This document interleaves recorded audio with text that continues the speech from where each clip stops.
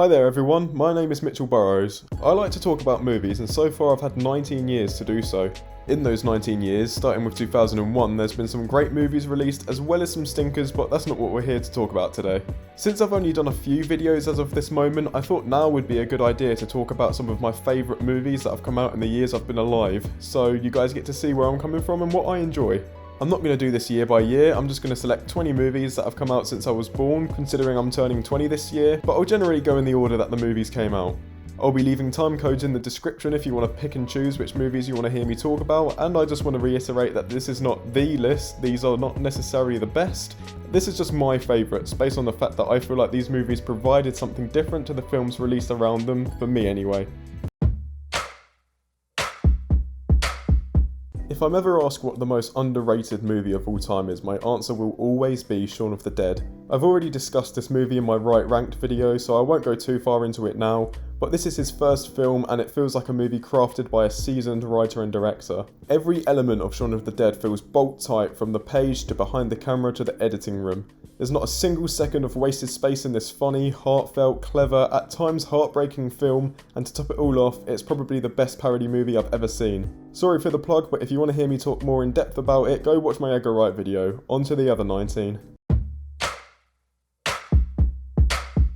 I'm not completely in love with No Country for Old Men like everyone else seems to be, but there's no denying that it is one of the best directed movies of all time. The Coen brothers use visuals to convey so much with so little in this movie, and it's the definition of show don't tell. This isn't my analogy, so I won't pretend like I'm saying anything new here, but the best way to describe the direction in No Country for Old Men is that the Coen brothers give you 2 + 2, then let the audience work out 4 on their own, rather than just giving you 4. Creating a much more heartbreaking impact than if 4 was given to us from the get-go. But not only that, the film is filled with memorable performances, whether they be likeable or chillin', and Anton Chigurh has quickly become one of the most iconic villains of all time. No Country for Old Men is a quiet watch, unlike a lot of cat and mouse chase movies, but you won't find one that's as tense and as tragic as this one, perfectly capturing a sense of chaos that leaves you walking away feeling heartbroken. Inglorious Basterds is a top 3 Tarantino for me, and I think a lot of people would agree. It's got fantastic acting, memorable moments, iconic characters, you get the point, it's a Tarantino movie. So putting all that aside, what makes this film stand out among the other movies of the last 20 years? Well, as war movies go, I don't think there's been one quite like Inglorious Basterds, not that I've seen anyway. The film relies heavily on the conflict and tension between enemy soldiers and civilians, and uses differing languages to feed that tension in a way that I'm surprised no director has really utilised before.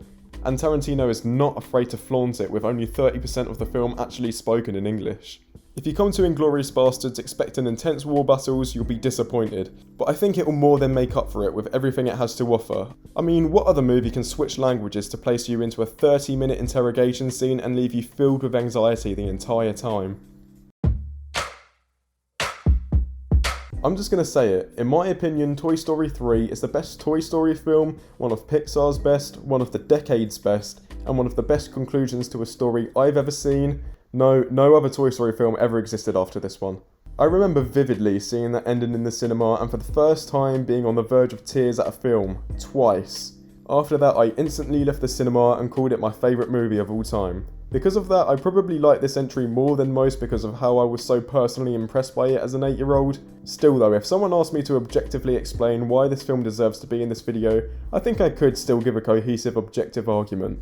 It manages to perfectly do what a good sequel should and a good conclusion should do at the same time, building on and perfectly tying up themes and character arcs, introducing new memorable settings. I mean, Ken, Lotso, this clown, this monkey, this play centre which goes from cosy and warm to a terrifying prison, it stuck with me. You can feel the love and passion for this franchise through the writing, the voice acting, the animation, the score, all of it. We've only spent 3 movies with these characters, some of them we've only met for the first time, and it feels like I've known them my entire life, like they're my toys. And if that ending doesn't perfectly capture the bittersweet feeling of overcoming the fear of loss and moving on to a different chapter in your life, I don't know what does. You're about to see why I didn't structure this video year by year. 2001 to 2010 from the movies I've seen is pretty quiet when it comes to where my favourite films come from, but 2010 was packed. Inception being the second from that year, and believe me, there's more to come. Now this is a word that I rarely throw around, but I think Inception is a masterpiece. Part of me hurts to say that because despite how much I respect Christopher Nolan and the popularity he's garnered, I haven't been overly impressed by the films of his I've seen, which to be fair is only 6 out of 11, but Inception is my favourite film of his by a mile. My, if you want to call it that, beef with Christopher Nolan is that his movies are filled with amazing set pieces and concepts, but nothing much more under the surface, like a jacket made with the best material on the market, but stitches made of cobwebs. But not this time. Besides its fascinating visuals, mind-blowing concept, amazing set pieces, stellar cast and dry wit, Inception feels like a deeply personal movie, with Dominic Cobb, played expertly as always by Leonardo DiCaprio, at the heart of it. See, with high concept movies like this, why you're telling the story is just as important as the story itself. At the core of Inception is the story of a man who learns to come to terms with the guilt over his wife's death, a completely internal conflict. So what better place to set this story than literally inside the characters' subconsciouses? So yeah, Inception is one of the most original and exciting movies ever made, with Nolan's best action and cast of characters yet. So here it is, the poster child of great movies from the 2010s. A Shakespearean type story of the corruption of power, ego, friendship, betrayal and guilt, modernised and applied to the creation of Facebook, which could be a dangerous move. Everyone I know cringes at the idea of a Facebook movie, but David Fincher the director and Aaron Sorkin the screenwriter tackled this thing just right to the point where it's only become more relevant with time. The Social Network will be a good movie forever. I can't see this movie aging poorly for 1 second. Every part of this is pinpoint precise, resulting in a funny, adrenaline pumping, tense, complexly told cautionary tale, and it's about Facebook. Again, I've already talked about this one in my Fincher video, so I'll refer you to that to hear me talk about it some more. As for now, all I'll say is, if you haven't seen it, watch it. So I've lumped Kickass and Kingsman in together because I feel like they both achieve very similar things but for their own respective genre. When it comes to these blockbuster movies that are filling the cinemas all year round, I think Matthew Vaughn has the best grasp on how to make them work and make them feel original. Kickass is like no other superhero movie that I've seen, and Kingsman is like no other spy movie that I've seen. The key ingredient Vaughn uses to achieve this is setting these stories in our world. The characters in Kickass, just like us, watch and read about famous superheroes, and the characters in Kingsman are fans of the same famous spy movies that we are. This achieves a variety of things. 1. It makes the characters more relatable. As corny as it sounds, watching the stories of Kickass and Eggsy unfold makes me feel like I could be a superhero or spy if I wanted to. Their trials and their tribulations and their successes feel like something I would encounter if I tried to do the things they did. 2. It creates a self-aware tone that is essential to the effectiveness of the movie. As I've discussed before, being self-aware isn't automatically a good thing, but Vaughn uses that tone to his advantage to create both laughs and really shocking moments. Then, in the end, the movies become less of a parody of their respective genres and instead a fresh take on them, making their endings feel all the more triumphant. And 3, it creates higher stakes. Our characters do fail, they do bleed, and they do get killed. This is also a testament to the threatening and memorable villains, Vaughn writes, but I fear for the lives of Kickass and Eggsy way more than I do any other superhero or spy protagonist. So there it is, the recipe for some of the most fun, original blockbuster movies that have come out of the system during this slew of movies that have been thrown our way. I'm not the biggest sci-fi fan, but I would never hesitate to watch Looper again if someone were to ask me to. Rian Johnson's fresh take on time travel provides for a dark and original cat and mouse movie which exists to explore the importance of using your control to look out for the needs of others. As we all know, due to probably the most divisive film of the century, Rian Johnson isn't afraid to pull any punches and take his characters to dark places. Joe, the main character, is not a good guy. Both the older and younger versions of him, played exceptionally by Bruce Willis and Joseph Gordon-Levitt respectively, are equally seedy and selfish, but I'd be lying if I said I wasn't fascinated by both of them the entire time. The scene of the two sitting down and talking is one of the most hypnotising conversations ever put on film, revealing the flaws and self-hatred both versions of Joe have against each other and perfectly setting up the satisfying ending to his character arc. Yeah, sure, some of the time travel stuff doesn't check out in the end, but for a movie that feels so human and is this exciting, I can't help but forgive it. Okay, I promise this is the last film on this list that I've already talked about, so let's get it out of the way quickly. Django Unchained is yet another top 3 Tarantino film. He was on a roll with these two, and easily my favourite western besides The Good, the Bad and the Ugly. Look, it's quintessential Tarantino. Everything you want from him, Django has it. But it's also probably the most badass movie I've ever seen. As one-noted as that sounds, Django also has a lot to say about slavery and racism and tackles these themes really respectively. It just so happens that it was directed by Quentin Tarantino, so along with the social commentary you also get a fuck yeah ending, some sweet bloody violence, and some of the greatest characters and laughs to come out of his discography.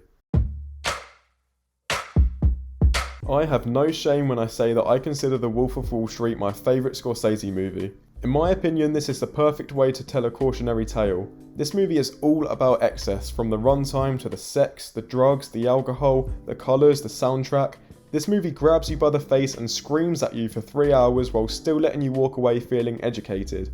It's absolutely silly to think that the intent of Scorsese was to glorify this lifestyle, because I think he found the perfect balance between making this story so fun to watch and also leaving the audience in a position where they're shaking their heads at the main characters. That final shot is the perfect full stop to the theme of seduction that a wealthy lifestyle holds despite its tribulations. The Wolf of Wall Street is a roller coaster, never stopping to let you breathe, constantly hitting you with great comedy, fantastic performances and slick direction for every second of its 3-hour runtime. I understand that there's a huge argument to be had about how much these MCU movies can be considered true cinema, spearheaded by the aforementioned Martin Scorsese, who describes them more as theme park rides than movies. But here's the thing, growing up loving movies in the 21st century, it's impossible to avoid them, and call them what you want. If they are just theme park rides, the MCU provides some of the most fun ones out there, and in my opinion, Captain America Civil War is the best. I think we can all agree that the Russo brothers have the tightest grasp on how to make these high-stakes superhero movies work, and this is the best example of that. Civil War feels like one of the most personal and character-driven Marvel movies, an approach which instantly undercuts some of the greatest flaws that plague all these other films. In all of these big action sequences, the audience knows that 9 times out of 10, no character is going to be devastatingly harmed or killed, but by having the conflict be between the main protagonists of the series and be driven by their emotions, the stakes become less physical and more emotional. Not only is the big showdown between the main cast exciting and funny, featuring some of the best utilizations of each character's powers and relationships, that final fight between Cap, Iron Man and Bucky is heartbreaking. Never has an action scene in the MCU felt so brutal, raw and terrifying. The movie knows when it needs to be grounded and when to turn up the comic book elements, and results in the movie that I've seen the most times in the cinema. You would never really hear it's a flawed movie, but if someone were to ask me what's the Taxi Driver of our generation, I'd point them towards this. Lynn Ramsey does a perfect job at putting you inside the mind of a suicidal hitman suffering from PTSD, and it's completely brought home by yet another great Joaquin Phoenix performance. The backstory of Joe, the main character, is drip-fed to us with a very small selection of visual and audio cues, almost as if we're inside his mind experiencing these horrible flashes of images that have plagued his mind.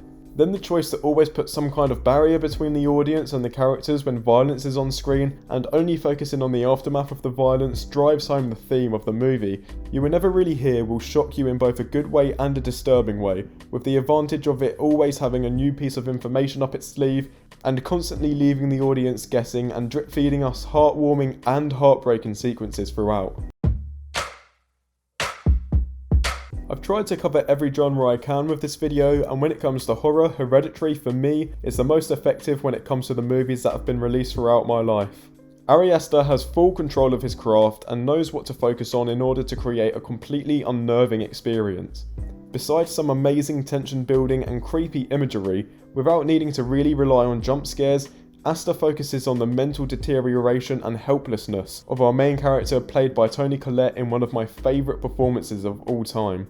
As scary as ghosts and Satanist cultures are, is there anything more spine-chilling than the inevitable decline of a mother's mental state to the point where she has no consideration for the well-being of her children, growing to despise her life and admit that she tried to miscarry her child? Listen to her crying and tell me that this isn't one of the most uncomfortable things you've ever had to sit through. Aster creates a hopeless world filled with chilling details and truly shocking moments that will have you turning on all the lights once you finish watching it and thinking about it for days. Into the Spiderverse has more personality than 99% of the movies I've ever seen, and within the first 5 minutes of watching it for the first time, I knew what tone I was getting myself in for, and already knew I was watching a classic in the making. It's heartbreaking when it wants to be, funny when it wants to be, always relatable, continuously funny, and perfectly captures the character and message of the Spider-Man. I really don't think I could name a fault with this movie with a gun to my head. It's no surprise that you'd be hard pressed to find a negative review of this thing. Even things that might bother other people, like the music choices, don't bother me at all, and in my opinion, only invest me more in the character of Miles because it feels like the kind of music he'd listen to get him through hard times. And that What's Up Danger scene, if there's one scene that will give you that rising feeling of joy in your chest, it's this one. Look, I don't care if you're 8 years old or 80, I'd recommend this movie to anyone, and I can imagine there's something in here for everyone to enjoy. So here we go, 2019. In my opinion, one of the best years for movies of all time. Now, a lot of you would probably be surprised that I put Us up here and not Get Out, and I know it's controversial, but to put it bluntly, Get Out had some tonal issues and moments of poor dialogue which I think is completely absent in Us. These two movies, but specifically Us, have still Jordan Peele as a director that I will go to the cinema to watch no matter what movie he comes out with. Us is filled with hidden meaning in every frame, line and edit. It's the definition of trusting your audience and rewarding repeat viewings. I won't go into over-analysis here, but just know that I consider this one of the most tightly constructed plots and pieces of social commentary that I've ever seen. Then there's the elephant in the room that is the final reveal that makes absolutely no sense and completely ruins everything, and you know what, I get it. Trying to defend this ending as making any sense at all is impossible and something I'm not even going to pretend I can do. But I'm a sucker for some great direction and meanings between the lines, and no, this doesn't justify that ending. If it's enough for you to hate the film, I understand, but in my case it just lets me forgive it. Put it simply, I've thought about Us a lot since I watched it, and instead of thinking about that ending, all that played my mind was the details upon details that Peele intertwined into this narrative, and it's a film that gets me excited about what cinema is capable of doing. If I were to use one word to describe Uncut Gems, I'd call it immersive. A lot of filmmakers try to immerse their audiences to make them feel part of their world, but I think the Safdie brothers went further with this one than a lot of other writers and directors are willing to go. The tight handheld cinematography, the overlapping dialogue editing, the use of real life stars like The Weeknd and KG, the use of first time actors so that you're not distracted by star power, very quickly absorbs you into this world and leaves you anxious and desperate until the very end. Other than that, when I think of Uncut Gems, the first two things that come to my mind are Adam Sandler's performance, which completely blew everyone away and definitely deserved an Oscar nomination, and the ending. The Safdie brothers really blew it out of the park with that ending, because in the context of the film, it's so perfect, but I didn't see it coming for a second. A film that mainly consists of Adam Sandler lying his way through life in order to pay off his debts and then get rich should not be this good and stand out this much, but I couldn't help but think about Uncut Gems weeks after first seeing it. Knives Out just makes me excited. It's one of the best examples I've ever seen of a movie where everyone making it is just having so much fun. While Johnson tainted his name with the aforementioned shit show that was the response to The Last Jedi, with Knives Out he once again proves he's got many an original trick up his sleeve, with a film that switches genres with complete ease, yet remains consistently riddled with detail and fun throughout. Much like Us, it's a film that demands multiple viewings, whether that's for visual details, foreshadowings, or themes of class that are especially potent without ever feeling pushy or distracting. So Joker has quickly become a meme, and I'm not here to defend it. My appreciation for Joker comes largely from a personal place, as I think it marks a change in the way I sought out movies to watch. No, Joker is not a tour de force of cinema.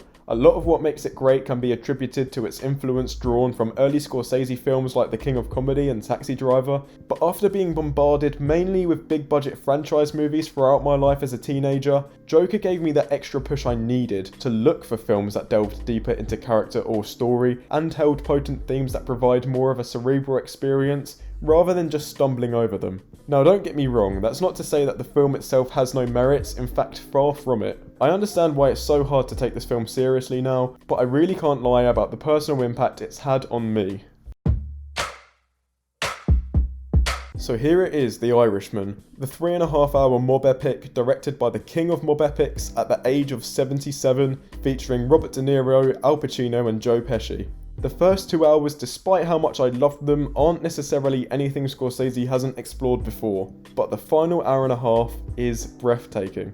The quiet and gradual decline of the main character's life, despite how much of a bad person he is, feels heartbreaking, and you can feel Martin Scorsese exploring his own mortality through the screen. That's the thing, The Irishman is one of the most personal movies I've ever seen. It feels like only one director, in this case Scorsese, could have made this as impactful as it is. If that final shot doesn't make you contemplate life, then I don't know what will. This guy has made movies nearly his whole life, so he's become a master at expressing himself through them, which I think The Irishman is a shining example of.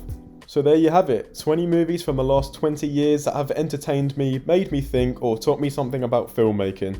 Let me know in the comments, which of these do you like or dislike? Don't forget to hit that like button and subscribe to see more, and I'll see you soon.